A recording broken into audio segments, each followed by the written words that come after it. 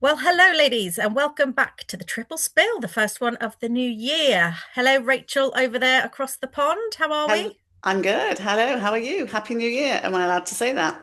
According to Well, Philippa, that's you're up for not. discussion, isn't it? That's up for discussion. And hello, Philippa from Tunbridge Wells. How are we? Hello. Welcome back. I am absolutely bloody brilliant. So thank you very much Fabulous. for asking. And how are It's you, Camilla? I'm, I'm excellent. I had a fabulous break in Sweden over Christmas and just great to get back. So it's like the first day of school where you're just sort of getting back into it and just this is the first time we're catching up post Christmas. So It really is. nice to see you back. So we had some conversations, didn't we, about what we were going to talk about the new year, and some of it naturally falls into sort of New Year's resolutions and what are you going to launch into this year? What are the promises or whatever? And I think we all felt in where we are in life, we had a slightly different take on perhaps what this year is going to be or what we feel like actually we want to cover, which is more around actually embracing where we are in life and also caring less about what others feel or think about what we're doing. So, Philippa, where are you at this year with your New Year's resolutions or not? Well, I don't have any New Year's resolutions because everything is on the table for me. It's just I have, as you know, I had quite a big birthday at the end of last year, and I had this massive realization, I think, that I need to do all the stuff that I keep on thinking I'm going to do. I need to crack on with it. I mean, it started last year, as you know, with the podcast for a start, and my samba. But yeah, I just had a massive, not a shock to the system, but it was a brilliant thing actually. Most people when they turn 60, it's quite daunting, but I actually felt this huge relief come off my shoulders. And I think it also ties in with the stage of life I'm at, as in my children have left home, so I've had that release as well. But I am totally there for just enjoying my life and getting absolute the maximum out of the next 10 years that I can possibly, and beyond hopefully. But yeah, just absolutely cracking on with it. So yeah, I mean, I'm your girl. I'm just like No, stopping you. What about you, Rachel? Any reflections from last year? Any learnings that you're taking into this year? So I also don't. I never have New Year's resolutions. It's just not a thing for me. I think it's because I've always wanted to take the view that I don't need January to get me going. I want to just be that person anyway. Um, so in terms of reflections, I think I have such a strange life living in the US now, and I do so much travel and I see so many things, meet interesting people. I just want to do more of it. I want to keep doing it, keep doing more of it. Perhaps get a bit fitter. My daughter's getting married this year, so I need to get into a dress. So that's quite important for me. But in terms of actually, is there anything that's going to change in my life? No, I don't think I've ever been someone who makes dramatic change, but I think I like to just always embrace the opportunities. you don't make dramatic change, but you're now living in Washington. That's quite dramatic. That is very true. That's very true. But that was 8 years ago, so it's nearly, and that was meant to be 3 years, and it's now eight. Okay. So I suppose I don't feel it as much of a dramatic change anymore. But yes, that was a huge change to do at that particular start time in my life, which has been something that's always been both an adventure, huge adventure, but also a huge challenge. So Mm. yeah, it's just more of fantastic opportunities, more meeting people, and more just saying no to the things I don't want to do and yes to things I do want to do. See, I'm the opposite because I used to say no to a lot of stuff, and find excuses to be at home and be cozy and just etc. etc. But now I'm just like I'm saying yes to nearly well, not nearly everything, but you know what I mean. I am saying yes to so much more because I just think I just want to experience so many Yeah. things. But And I even think it's quite valuable, and I get that totally. I like to just embrace things, but I do think a massive part of this stage in our lives is also knowing when you. It's just so fine to say no, and that's sometimes a good thing because it's taking up another opportunity. Mm.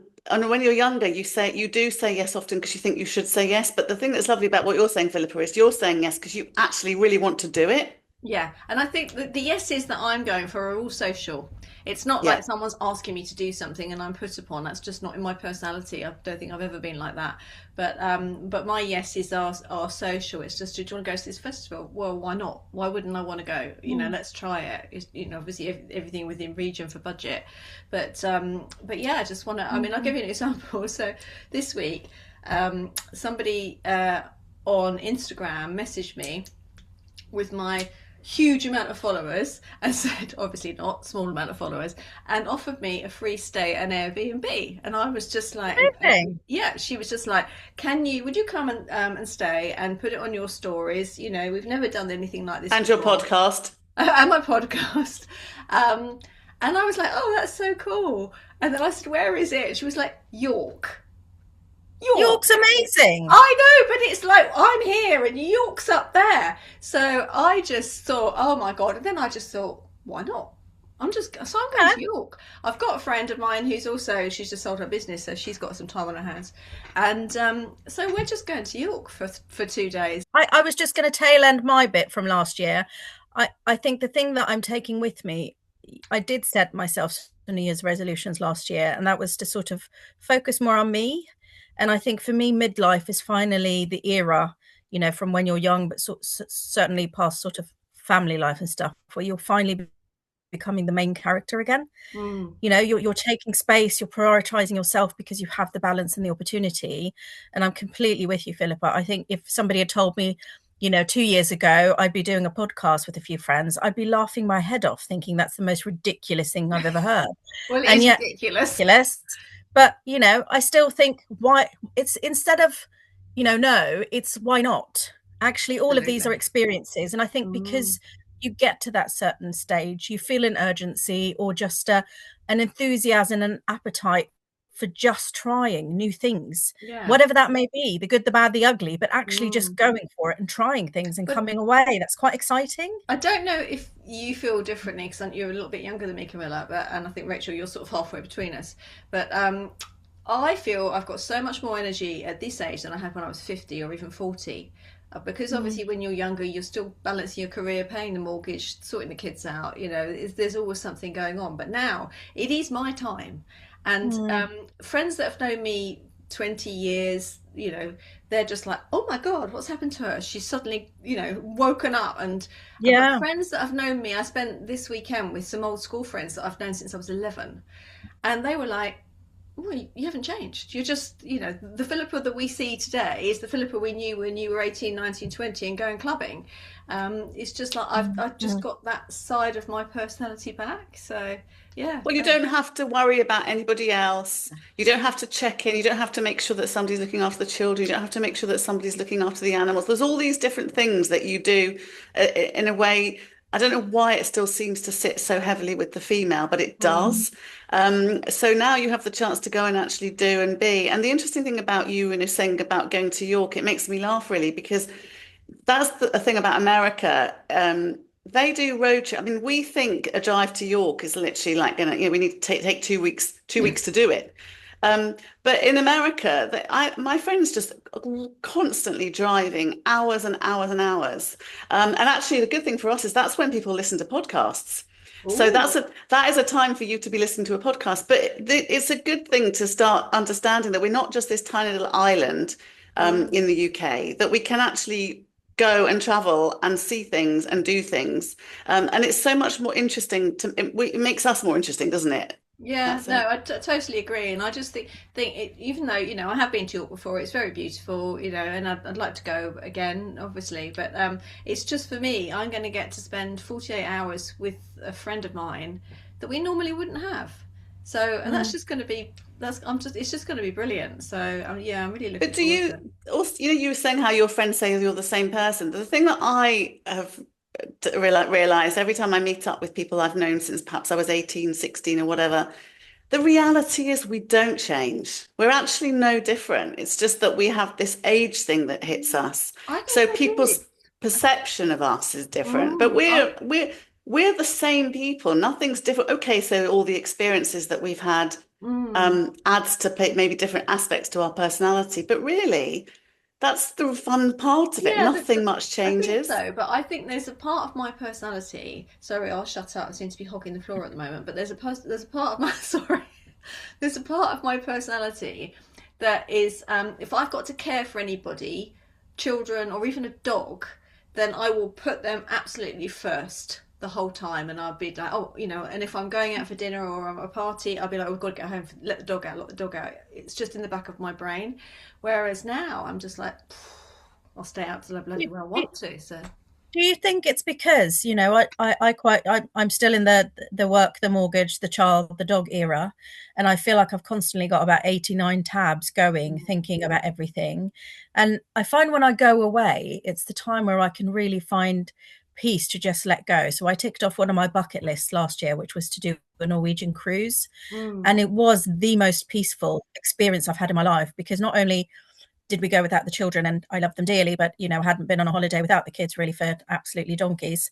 And there was no social media, so I was able to be in the moment in a way that just gave me so much peace. And I think when you're at that life and you can let go of those, Rachel, as you were saying, that the expectations on women to be hosting and fixing and whatever, actually women perhaps, or maybe even men, if however you are as a person, can just be in that moment and embrace and find that personality of yeah, who you are, rather than the person who's constantly serving. So and that what takes a are the while. yeah, it does. And I definitely feel like I need to be on holiday to find that person, which is Yeah, why but it going away takes a is while great. for you to decompress, to Yeah. find that again, and then sort of like get your exuberance out. That's how it's felt for me. It's taken me a while for my exuberance to come back out of me again, because you've Mm. just been a mum and working, and it pushes you down. It really does, I It think. does. It's But very precious.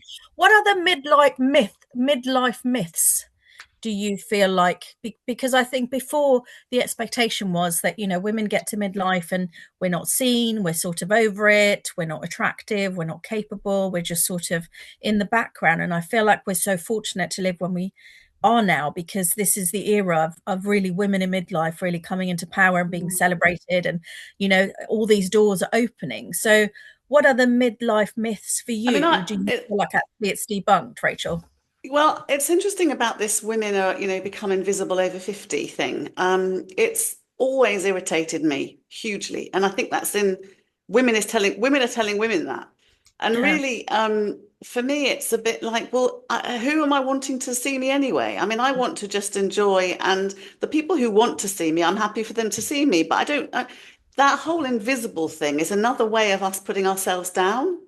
Mm-hmm. In fact, there are so many women now in the public eye that are helping us, who are doing amazing things. And they are well over 50 and they look amazing. They look fabulous. They're happy and Mm. they understand that aging is a privilege. And I think this whole, 50 invisible thing, I don't know who coined it, but it really irritates me. you are And so right. yeah, The amount of people I see on social media, and it's like, we need to be pushing boundaries and this, that, and the other. And I'm just like, you're creating the problem that makes us all yes, think that we are invisible. So you're dead Mhm. right. I hadn't even thought of it like that, but you are right. Yeah. yeah, yeah. So, I think that's been a narrative that's been around for a long time. And I think if you look at marketing, you look at films, you look at how women who in this era of their life, which is such a powerful era, I think, weren't portrayed and they weren't featured. And I think, was it Meryl Streep who, when she turned 40, got 3 film offers to play a witch? And it really, really got her back up, because she just felt like it was the film industry telling her, who she was as a person now she'd reached 40. But I feel like in the last couple of years, even, there's just been such a force and a movement of that narrative changing. And you look at Jane Fonda, and you look at so many women who are in their 80s and 90s, or 70s, living their best life. And just, my mum is 75. She was an extra in a film today in oh my Stockholm. God, I love Brilliant. that. She was Perfect. 7:30. She was on a film set in Old Town. She's there for the next few days. She is swanning around. She is on cruises. She's living her best life. And I just think I Amazing. cannot it's just the not expectations that you would have had maybe 5, 10 years ago about what you should do or should be expected to do when you're 75. And it varies hugely. But actually, do you think there's any cultural changes from the different countries that we sort of, the backgrounds that we have, or where you are, Rachel or Philippa? I mean, I don't know. I mean, obviously here, look, so many people have so much work, don't they? Plastic surgery, and they're constantly trying to stay young. And I don't feel I mean, some people would say I'm not right, but from what I see, it feels like it doesn't feel as ageist here in some ways. But that might be just because everyone's working so hard to look like they're younger. And I was just going to say, I don't need a film role to play a witch. I can do that happily. But I do think that America is definitely the place where the whole American dream is always alive and kicking. I mean, it is a place where you can do anything, you can be anything, and it's not necessarily so restricted, which is a really positive thing. But that whole, I'm invisible, I'm not seen. I mean, the only time I really have a massive realization that this is true in some ways is when I try and get a drink at a bar, because it's really hard as you get older to get anyone to serve you. And I don't know why that is. And I wish that for any bar people out there listening, please go and find the oldies, because they're the ones who've got the money. Can't say that word. We're not oldies. We're not oldies. Let's cut that out. Cut that out. But you know what I mean. You know what I mean. We're not oldies at all. I don't feel old. I don't act old. We're just not 25. Yeah, we're just not 25. Yeah, exactly. But yeah. So culturally, I feel America is definitely a place of optimism and opportunity, and huge plastic surgery. Surely that depends on where you are, though, because I mean, of course, America is a huge country, and you live in a very privileged part of America, and I live in a very privileged part of the UK. So, but even in my town, there's the top and the bottom of town, and the bottom of town, everyone's, they all got all their gear on, and even if they've been to the gym, they just look amazing. And then you go up to the top of the town, it's a different place. It's just, it's just a different place. But yeah, but America is, but I was going to say America is definitely a place, and you hear it from everybody, all walks of life here, that it is a place where people come and they think they can achieve the American dream, and that doesn't matter what age they are. So I know what you're saying in terms of area, people, but I think there is a belief, a self-belief that we could all do with. And I'm not saying that's always a good thing, but in terms of culturally. What do you think then for this year you want to set yourselves as your target? Because I really like what Philippa said about sort of embracing and going for things. Is there something that you've set your sights on for this year? Obviously, aside from growing our following and, getting a Golden Globe for the best podcast after a good hang with Amy Poehler, what's our next goal? What's your and $1 million goodie bag, apparently. Well, who are you asking, me or Rachel? Philippa, do you want to go first? Yeah, I've always got something to say, haven't I? I think for me, this next year is all about people and experiences.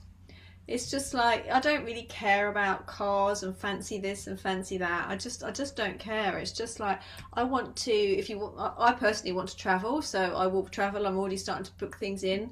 And I want to spend a lot of time with my friends doing stuff and creating those experiences that you remember, having those crazy weekends. And that for me is what 2026, that's how I want it to look. So, Rachel, what you got planned?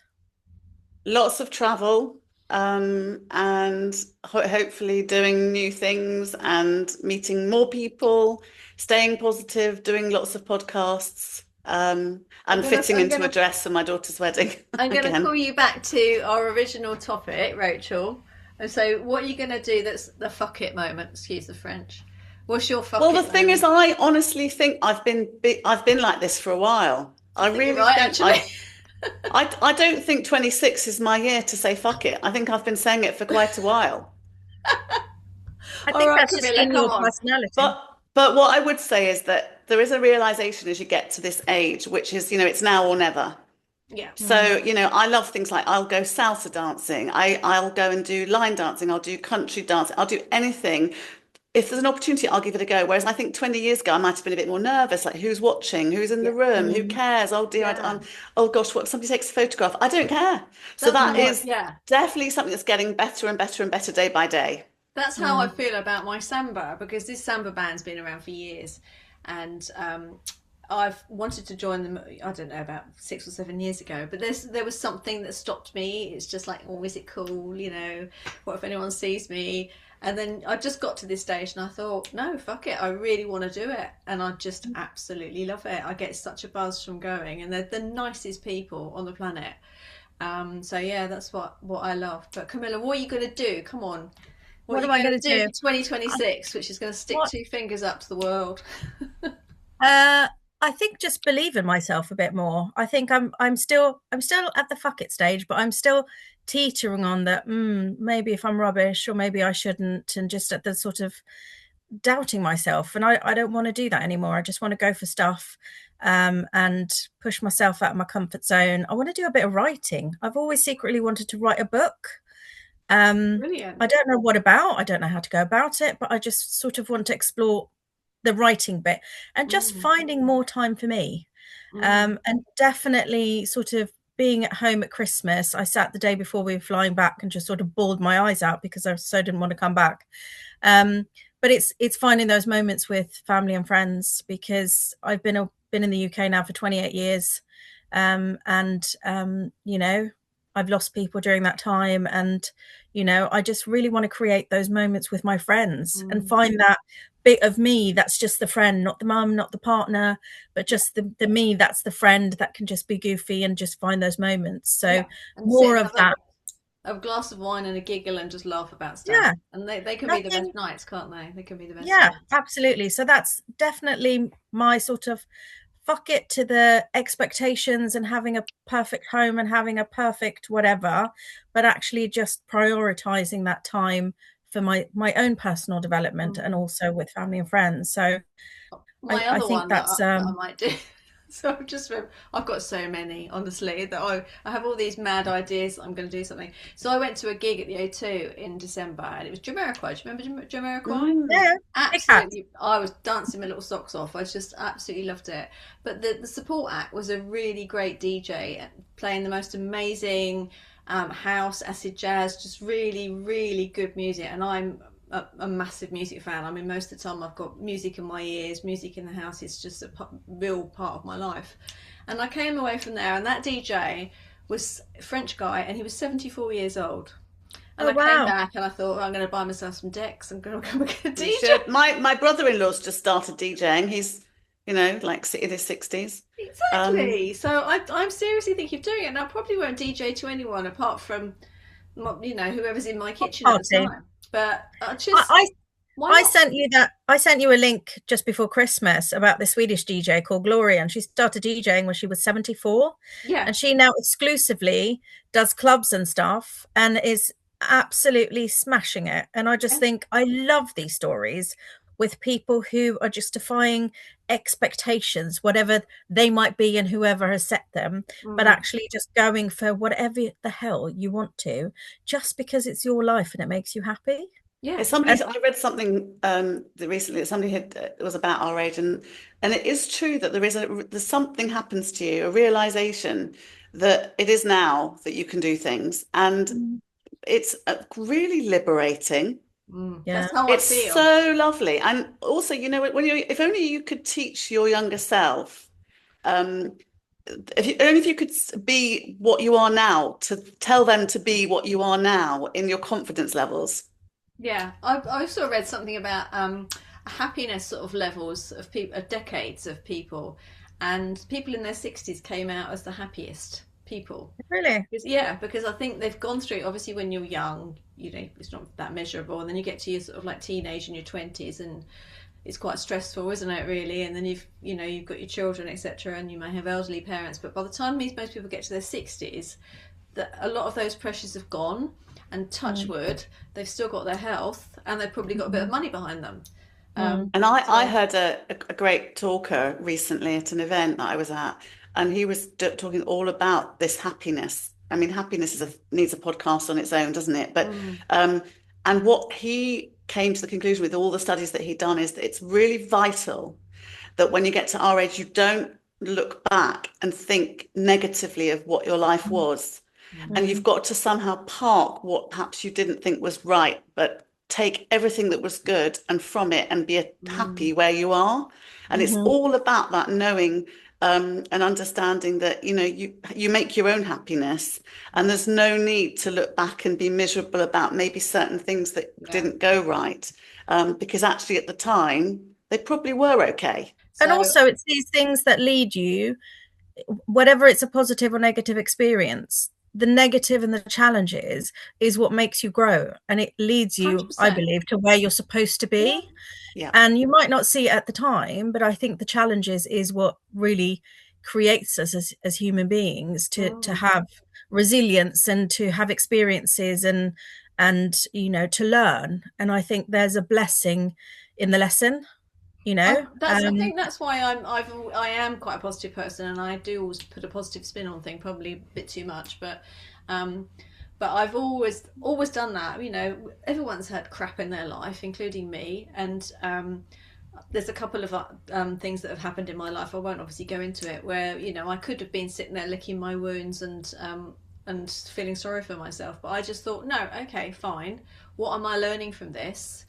And then I've learned, moved on, and been stronger out the back of it. And I think that's just how, I think I'm lucky that that's how I deal with things.